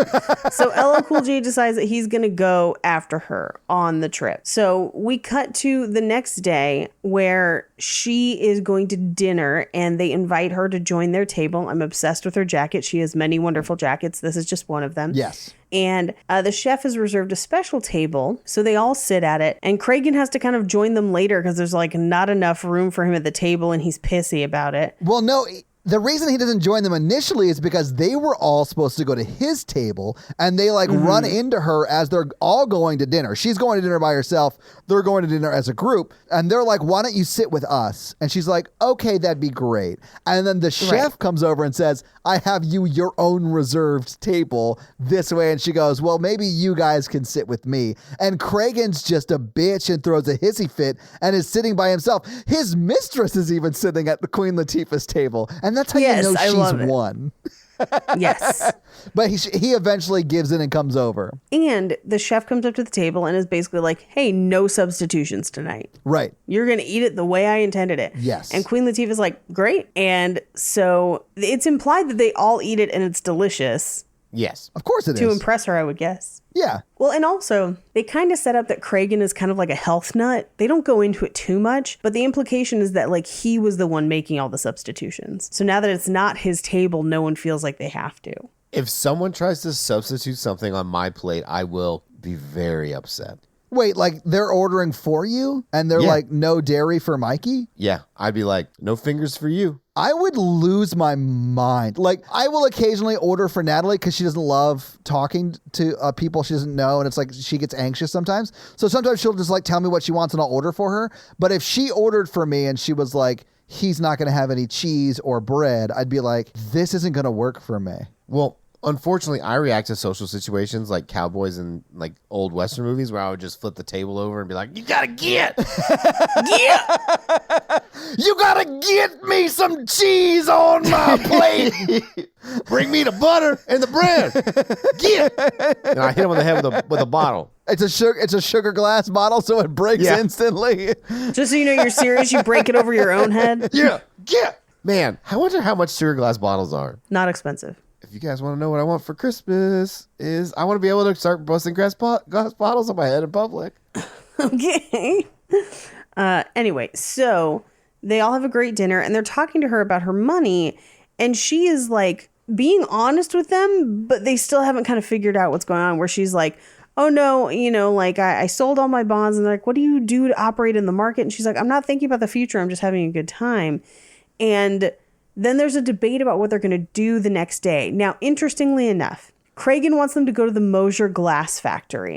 That's different from, there's an American Mosier Glass Factory that's actually spelled with 2 S's. This is with 1 S. And it's in Ohio. And the American one is famous for making milk glass cake stands. So of the ones I had at my wedding, like 3 of them were Mosiers. And then the ones in Europe is actually more famous for making stemware. But those are your kitchen facts that Todd's going to cut out probably anyway. Well, I mean, I might leave it in just so I can say, but much like us now, they're like, nobody wants to go to the glass factory. Let's all go base jumping. I fully did, but dumb. It was just me. Everyone else decides to watch them go base jumping, which also seems cool. So like, you know, whatever. But would you base jump or would you just watch? I don't know. That base jumping looked intense too. That was not like, that's like well, and they did say that people had died before. I hate heights. Yeah, I would not. I hate heights too, Mikey. I would not base jump.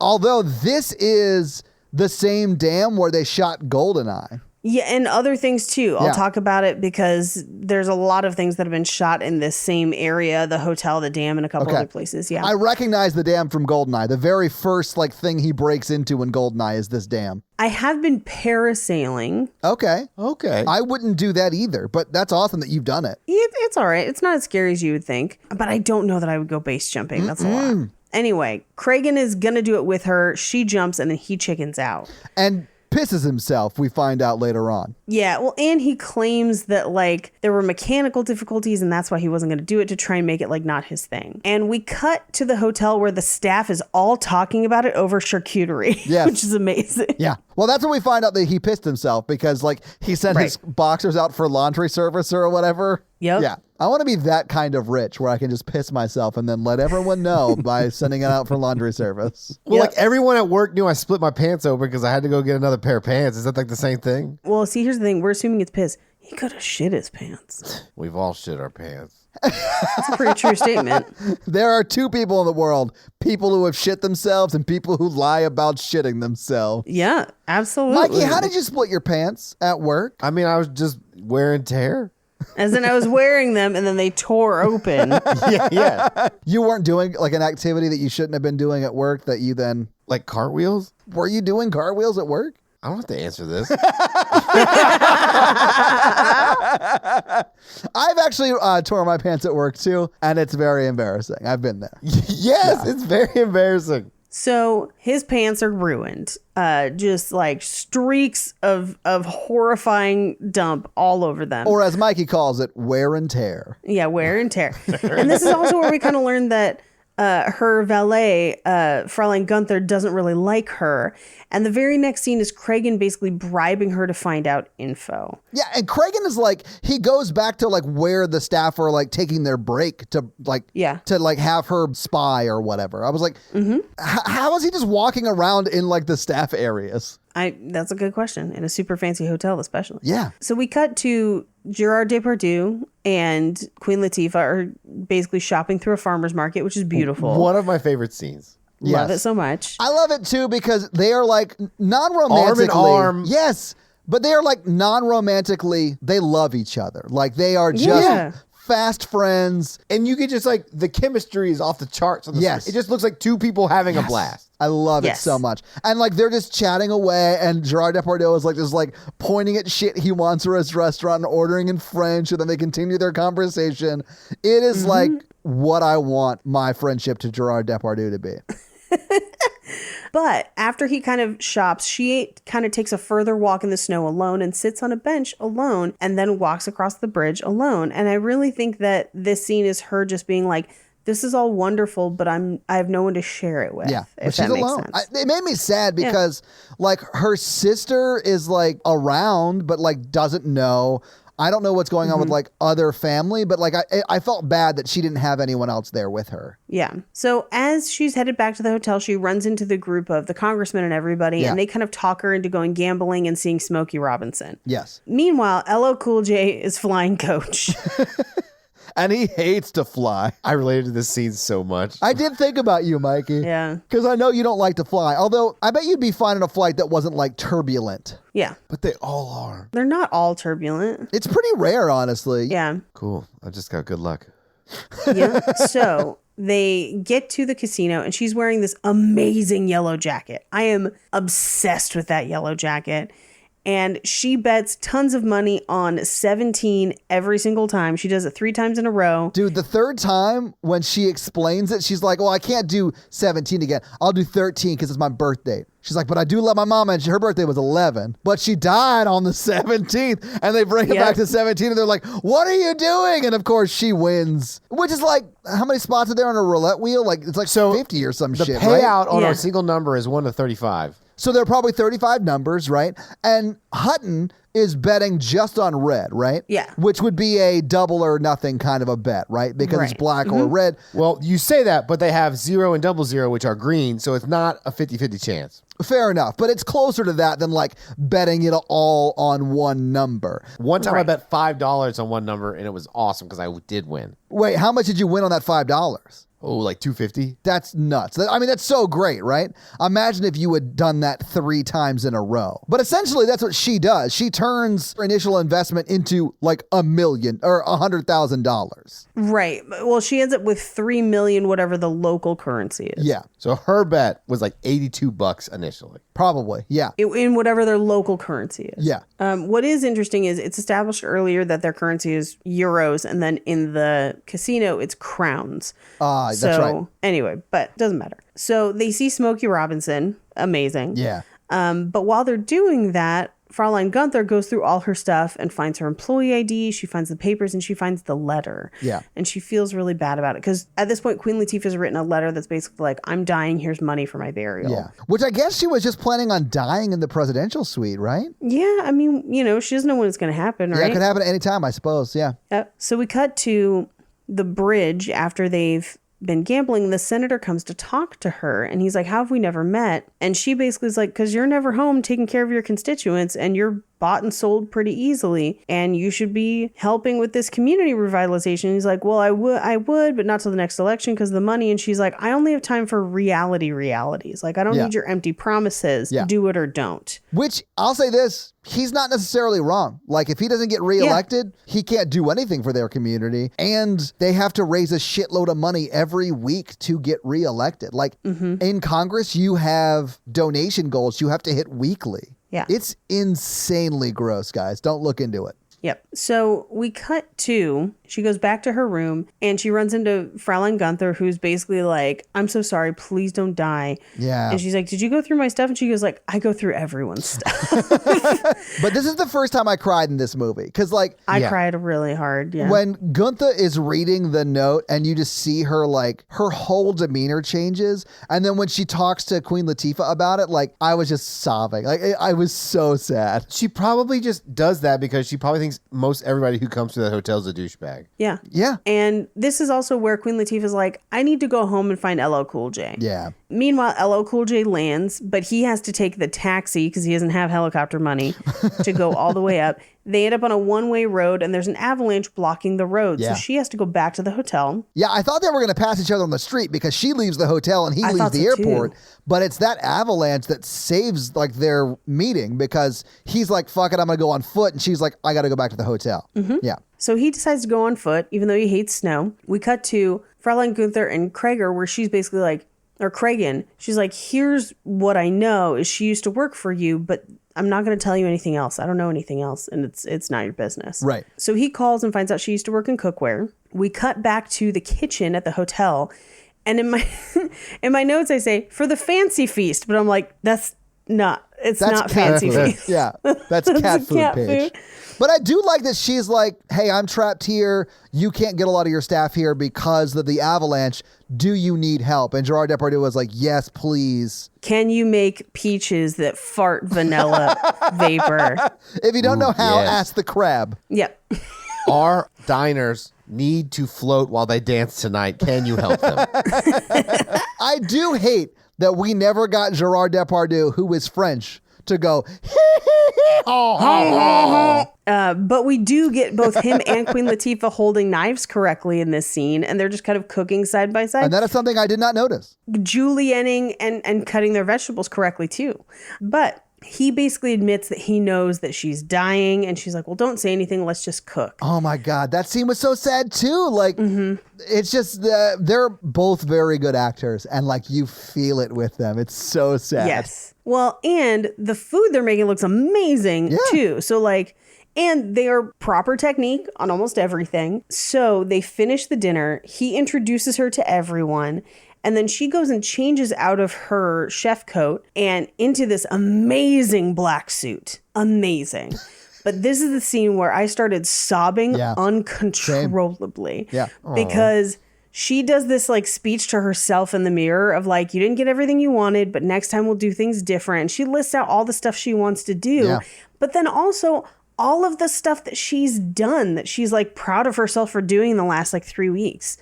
So we cut back to the doctor's office where Dr. Gupta has decided to scan himself and finds tumors in the exact same place because it's the machine. It's not her brain. So he goes to her house, but she's gone. He does meet up with Darius, who basically tells him what's up. And Darius is like, hey, you're in this book of possibilities. You should definitely look at this. And like, he has like pasted Dr. Gupta over LL Cool J's head this time. Darius is the harbinger to like trap people. Yeah, exactly. Or he's just added pages where Dr. Gupta's just like a doctor with like a cured sign, like he's predicting the future with it. Most successful Macy's clinic. You'll find everything you need to get your patients the care that they deserve here at Macy's. It feels like a Fallout video game when you say shit like that. Like it feels like right? that level of. I should do commercials for Actually, Macy's. you know what it sounds like the most? It sounds like a Hallmark movie Christmas commercial. Yes. Like a Christmas commercial for Macy's inside a Hallmark movie that's like terrible. Yeah. Her life in the city wasn't all it was cracked up to be, but she's about to get the surprise of a lifetime. He had a Christmas tree farm that he couldn't manage on his own ever since mom and dad died, but fate would bring them together. She's got the recipe for love, but she just doesn't know it yet. And he's got some frosting for her big fat tits. I'm sorry.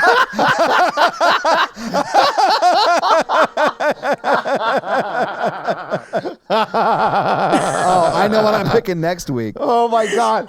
I'm laughing so hard because she sounds just like a Hallmark commercial. Yeah. And that movie would be called something like Christmas Tree Lot or something like that. It would be something Ghost of Santa Christmas Tree Lot related. Yeah. What's more important than family at the holidays? Digging up the ghost of Santa, of course. Like that's that. Everyone's wearing plaid and we all have wreaths. Yeah. Anyway, they go to make a toast to Georgia, and Cragen reveals basically that she used to work in the cookware department. She made $29,000 a year. And he just says, "Attention Cragen shoppers, imposter aisle 3." And everyone's like, he's an asshole. Everyone was like, read the room, Cragen. Yeah. Because then she's just like, "Oh yeah, bitch, I'm gonna die." Yeah, I've never seen someone so aggressively high-roaded in a movie.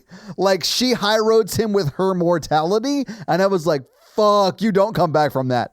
The only way it would have been better is if her grandfather had founded a restaurant and then painted a picture of it and then hung it on the wall behind her in that scene.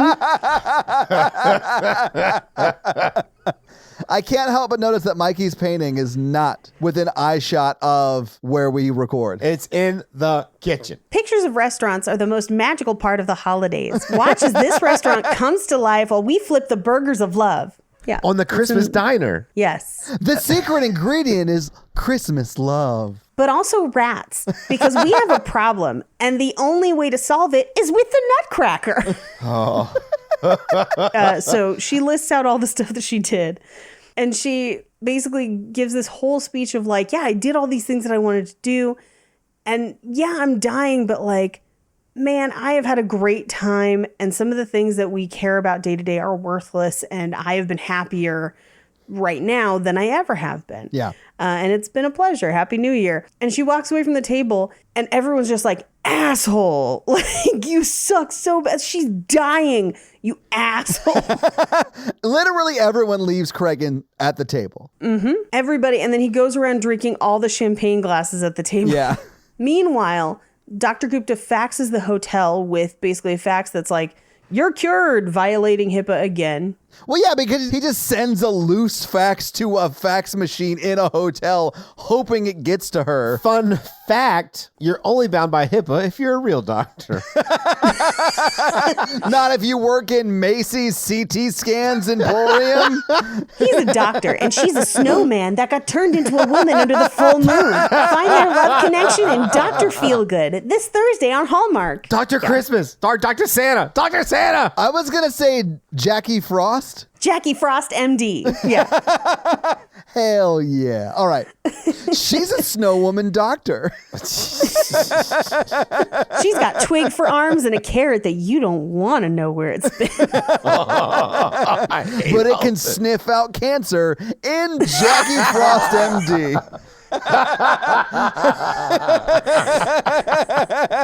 I would watch that one so much. They're not much different than like the real one.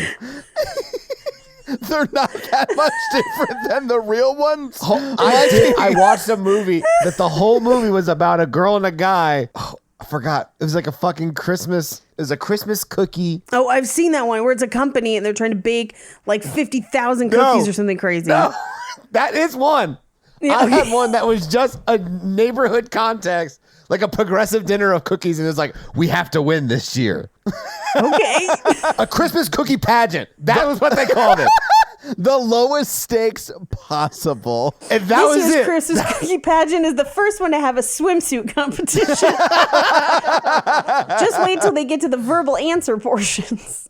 Describe your perfect date. It's the one that we used in the date cookies. Great.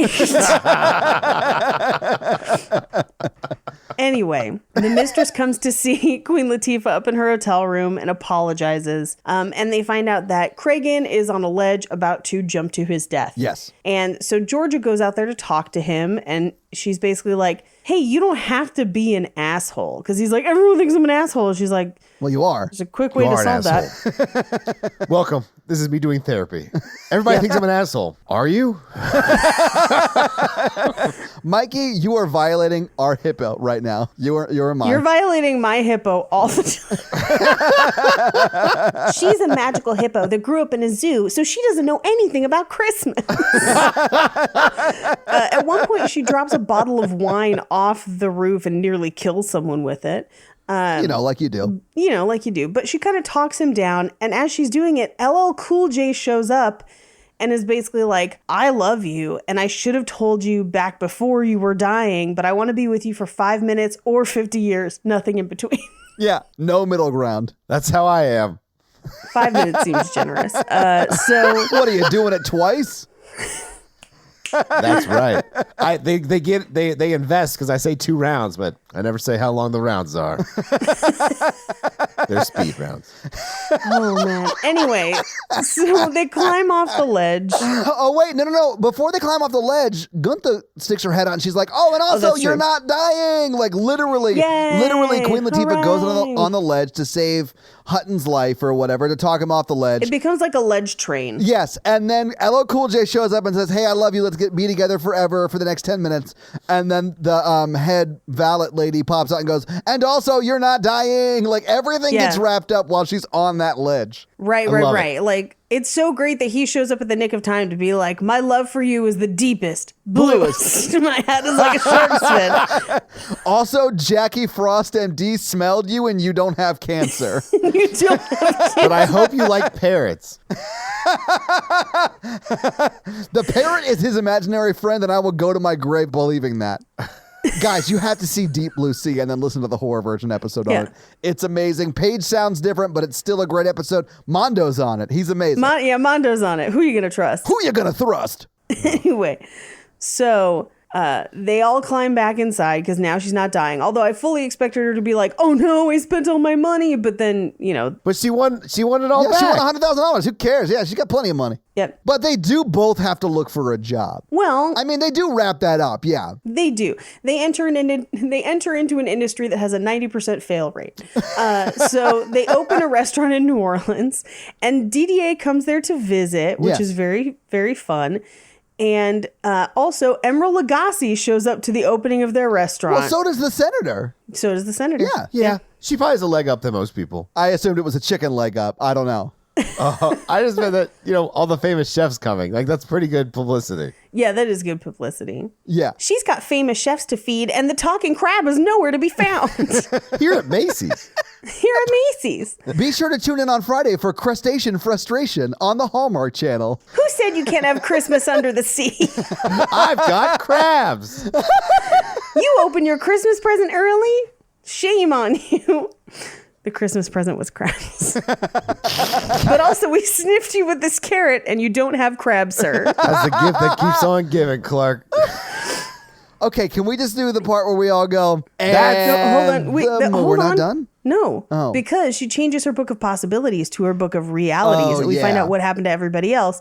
So the mistress goes back to school for business, and she has no more tension in her neck. Gunther gets paid to go through people's stuff because she's a PI, and DDA gets to be a guest on Emeril's show, and no one understands a word he says. Her boss from the department store gets hit by a bus because he was on a cell phone. Dr. Gupta founds his own ashram. And then Cragen loses all his money in the divorce and the rest to the SEC. And then he joins Dr. Gupta's cult. Yeah. And that's the movie. Yes. So having seen the movie, having talked about it, having developed and workshopped a character who used to be a snowman, but now is a female named Jackie Frost who can smell cancer through her carrot nose. Smell cancer with what her did you carrot guys nose? think of last holiday? I loved it. We thought of that character in our toboggans. Toboggans. Toboggans? I love it, Mikey. I love it so much. Yeah. Paige, like you, I too love this movie. It will be in a rotation every Christmas. So starting next Christmas, the second Christmas in a row that I watch this movie, it will officially be a tradition. I should have changed the 3. They own a diner, and he's a brain in a jar. But how will they get all the gifts to all the children around the world before midnight? Cheetar. Yeah. So I love this movie. I think it's like so just like inherently positive that it just like breaks through any lameness that it has. It's so rewatchable, I think, and it feels good. It's like a top tier. It's like if Hallmark made an actual movie. Yeah, exactly. I also think this movie is really successful. I think a lot of mainstream movies struggle about integrating religion and relationships with God into like actual movies that aren't like Kirk Cameron weird movies. I was under the impression she was talking. I know she says she's talking to God. I thought she was talking to her mom. I did too, but like she does go to church multiple times and has a really like a church relationship and a relationship with God and prays and stuff. And so it doesn't take over the movie. Yes. No. And it doesn't make her not at character all. weird or anything like that. It's just part of her personality in a way that's like well-rounded and doesn't make her a bad person. I think it's just a good example of a well-rounded nice. Yeah, it's part of her personality. It is not all of her personality. Yes. Yeah. Right. I like that too. I like that she leaves church to go buy like Travelocity tickets or whatever, but she doesn't like leave her faith or anything. Like, she's still a woman of faith, right? Like she just leaves because she's like, well, I don't have time to sit through the rest of the sermon. I get it. I'm going to go to Europe. I like that. Yeah. But yeah, I'm a fan. Paige, do you have any fun facts for us though? I have so many fun facts. Well, hit it with your fun facts. Macy's fun facts. So we already talked about all kind of the financial ones earlier in the episode, but the Food Network actually posted all of the recipes for the dishes in this movie on their website. Really? Yes. So the ones that they posted, and you can still sometimes find them: lobster salad in potato leek nests. Wow. Ooh. Duck hash on toasted baguette. Spiced lamb shanks with blood orange relish. Roasted quail with brioche. And chorizo stuffing, risotto Barolo with roasted vegetables, bananas Foster, and poulet chopitolas, which is the original Emerald one that I cannot pronounce, and I'm so sorry. All of the dishes served in the movie were prepared by Food Network chefs who traveled with the crew to do the cooking, but also taught Queen Latifah and Gerard Depardieu basic cooking techniques so they looked like professional chefs in the movie. Yeah, and that paid so off. This is like apparently the first time somebody did that and it was actually successful. Yeah. The one scene where she's serving LL Cool J the duck hash on toasted baguette, they had to substitute duck in the actual dish because he doesn't eat duck. I don't know if he's a vegetarian or just doesn't eat duck. I don't like duck. I've tried it a few times. It's just not my favorite. I think it really depends on how it's cooked. And it's one of those meats where it's like, unless you nail it, it can be tough. Yeah. Duck fat, however. Quack, quack. Quack, quack. He's a fat duck. Sorry. He's a duck who doesn't wear pants, and he's about to be hit with an HR suit. What's he going to do? Move home with his parents? When he does, he finds the magic of family and Christmas is all around, whether you've got pants or not. It's Donald Duck. Anyway. Duck Santa. If that's not the name of that Hallmark movie, I'm going to be pissed. Deck. Santa. Duck the Halls. Duck the Halls. All of these would Duck work. the Halls. Duck the Halls, 4 p.m. on Thursdays Central. Okay, so let's talk a little bit about her money and retirement and that kind of thing. So she has my old job. Yeah. Exactly my old job. Yeah. Like, literally exactly. And I started that job 2 years after this movie comes out. So pretty close. Is this what happened to your predecessor? She filled Queen Latifah's spot. Yeah. No snitching. Anyway, so my first year, usually in retail, you're part-time. Being full-time in retail is very rare outside of management. So the idea that she was full-time in retail to begin with is a little wild, but let's say that that's the case. When I was hired, I was paid $9 an hour. So my first year, if I had been full time, I would have made about 20 to 25 grand before taxes.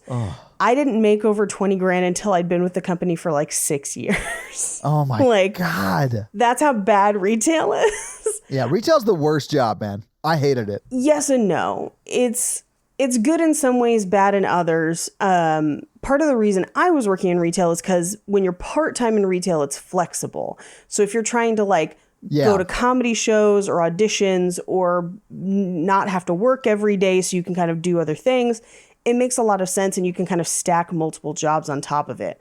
It's not great. It's exhausting. People are terrible. Now, if you get into retail management, it actually pays considerably better, but you lose all that flexibility. You're just there constantly. Yeah. So she is tenured. She's been there at least 10 years. So it makes sense that given inflation and the rise in pay, she probably, when they say $29,000 a year, that's probably accurate, believe it or not. For somebody who's just in sales and not in management. So, but she actually, not only does she have the job I used to have to do cooking demonstrations like that too. Wow. So she literally has my exact job. But one of the main reasons I left that job is because we had just started Cult Podcast and I was like, I want this to work. And if this has to work, I have to make more time somehow, or I have to have a more flexible time, or at least a job that I am not on call for 24 hours a day or whatever. And I also wanted my Christmases back. And so I worked for a year and a half to get the job I have now. Just I sent out hundreds of resumes because nobody would hire somebody who only had retail on their resume. And finally got this job and then quit so that my last day was December 23rd. Oh, nice. I did the very next year, I did all the Christmas shit. And then I have not had a non-COVID Christmas since. I got 1 year. So this year I've just been baking everything I ever wanted to bake at Christmas. So, it works out. But I understand her thinking of someday has to be today.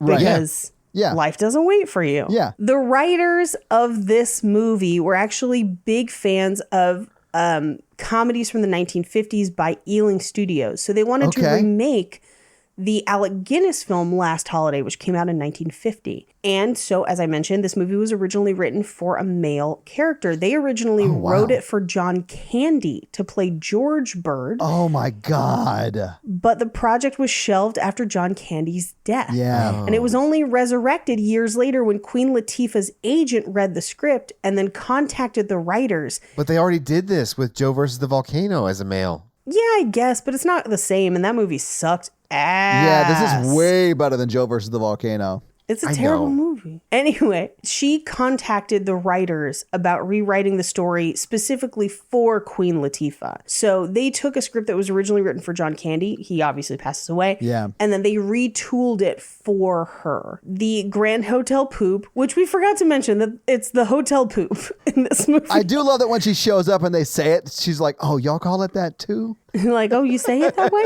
All right. But it was also used in Casino Royale as the Hotel Splendid in Montenegro. Yes. And then, the dam was also used in GoldenEye. Yeah. Also, the avalanche scene, that shot of the avalanche, they shot that at the same place they shot one scene from Band of Brothers. Yep. Yep. The congressman's wife says only one line in the entire movie, and it's a one-word line. She is the one who says asshole. Yep. And that's her only line in the movie. And oddly enough, she kept forgetting it. It was the worst. Line, asshole. She's like, I'm not an asshole. I just forgot my line. Give me my line. She has a memory condition, but also is an actress in Hollywood. How will she remember the spirit of Christmas? This Friday. Forgetting Christmas. I was about to say forgetting Christmas. He's a fire marshal, but also secretly Santa. Forgetting Christmas marshal. Who knows chimneys better than the fire department? Santa, of course. Anyway, those are our fun facts. Well, thank you for those amazing fun facts. And honestly, I need someone to go through and catalog all of the joke Hallmark movies we've come up with. because I've got a Jesus. phone call to make to the Hallmark Channel. I'm just going to walk into the Hallmark store and pitch their general manager our movies and see what they say. But are you guys ready for some box office? Yes. All right. So what do you think the budget for The Last Holiday was in 2006? I don't think a lot, but I don't think a little. Do you care to think a guess? 15. All right. Paige, what do you think? This is Queen Latifah's heyday. Yeah. Because this is right after Bringing Down the House. I'm going to say 25. All right. The budget for this movie was $45 million. Wow. Damn. I mean, it looks good. It This does movie look does look great. They good. do have a lot of locations. Yeah. Yes. Yeah, absolutely. And if you adjust that for inflation, that's about $61.7 million. It's not a nothing budget, right? It's quite a lot. So Right. the movie came out on Friday the 13th, January 13th, 2006. It was number 2 in the box office. It was beat by Glory Road. Of course, it was number 2. Hoodwinked was number 3. The Chronicles of Narnia. Chronic. What? Cools of Narnia. Exactly. The Lion, the Witch, and the Wardrobe. That was number 4. And Hostel was number 5. What do you think The Last Holiday made in its first weekend, the weekend of Friday the 13th, January 2006?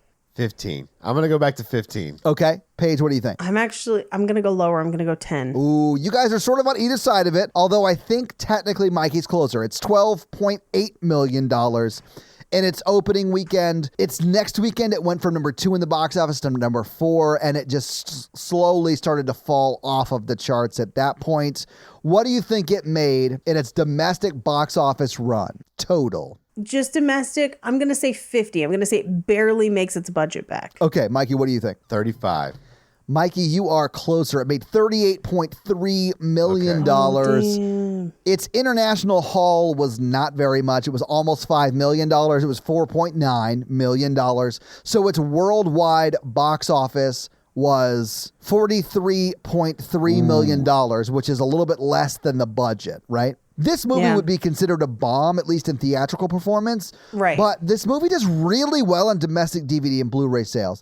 It did $31.1 million in DVD and Blu-ray sales. Wow. That's a lot. It is a lot. Yeah, so that's, what is that? $74.4 million total if you combine theatrical release and a home market performance. It has made money over the course of its life, you know, but it didn't make money in the theaters, which is unfortunate because this is a great movie. It's so sweet. Yeah. Yeah. But that is your box office. So do you guys think they're still together? I hope Yeah. so. I think so too. Yeah, I think they're still together. Yeah, I think they're still together like him and that parrot in Deep Blue Sea. Agreed. He's a cook. He's an imaginary bird. Will they find a love connection? Can they cook up a love connection? Toucan Santa. Two can play at that game. Yeah, that's exactly what it is. It's TWO CAN Santa. And the whole movie, the parrot's wearing a Santa hat. Okay, so this week, Mikey made us watch Last Holiday. Paige, what are you going to have us watch next week? Okay, so I had seen a bunch of advertisements for this movie, and I don't know what it was about the early advertisements that I saw that made it look like a single Love Actually. I don't know why, but I finally saw a trailer for it this week, and it looked amazing. So we are watching Single All the Way. I've heard people talking about yes. this movie. It's getting some interesting reviews, like good reviews. Yeah. Yeah. The trailer looked amazing. If it's anything like the trailer, I'm here for it. Well, awesome. I believe it's on Netflix, right? Hang on, I'll look it up. It is on Yes. Netflix. It Oh, just okay. yeah. So your homework for next week is to get eggnog drunk and watch Single All the Way on Netflix. I'm going to try and make eggnog cinnamon rolls this week. Oh my God, Oh, Paige. God, Paige, stop torturing. How well do those ship? Not well at all. They don't get along. So, Mikey, do you have a review for us to read? I do. Excellent. So whose review are you going to read this week? Foster 321. What does Foster 321 have to say? Title, No Cuts. I originally started out listening to cult podcasts. Then Paige was talking about the horror virgin. Yeah. So I followed her to there. Nice. Then I heard y'all do this, and I ended up here. You could listen to more than one. I'm sure they listen to all three now, it sounds like. Never disappointed with any of the episodes. Oh, thank you. Thank Jesus for the dome No cuts. Shoulders are life. Yay. Shoulders Praise are Jesus life. for the dome. Yeah. Thank you for keeping me entertained while I'm driving, studying in college, working, and while I was deployed on the USS Kidd. Oh, wow. Okay. You got a lot going on in your life. You got a lot of life happening in the last Yeah. like, Damn. 6 months Jesus, or whatever. yeah. These podcasts really gets me through the day and helps me concentrate when I really need background noise. I'm not sure if that's a compliment, but thank you, I guess. Yeah, another backhanded compliment review. So, all right. These podcasts are not made to be listened to. I know. I make them. That's what I tell my HR department, at least. Dying medium. Y'all really showed me I could do anything and inspired me to create my own podcast. Again, I'm not sure these are like compliments. These are like backhanded compliments. Like, if these three idiots can have a If podcast, these idiots can do it. then literally anybody can do Listen it. to you guys. Paige and Todd work really hard on these shows. And Mikey is often on time. In his defense, he's got to bang through those 17 ladies. Yeah. It's the 17 Ladies of Christmas. 17 lays of Christmas. On the first lay of Christmas, the lady said to me, already?